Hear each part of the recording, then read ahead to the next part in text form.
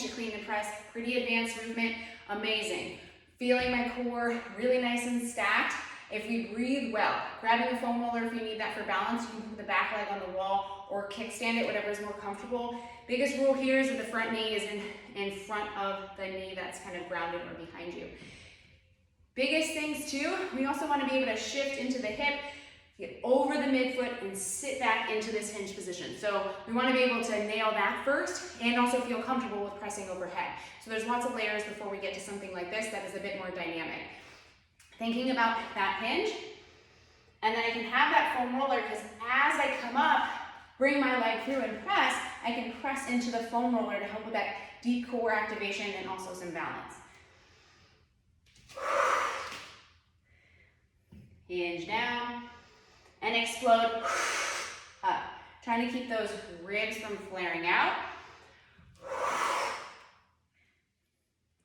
Nice and stacked, hinging and sitting into that hip. Thinking about actually shifting into that hip, weight over the midfoot, finding length. It's not about how low you can get, it's about getting that length behind you. And then as I come through, I press. So same thing, other side. You don't need the foam roller, it's great for balance. And then as you press overhead, it can be helpful for that deep core activation. One side might feel different than the other, so just keep that in mind.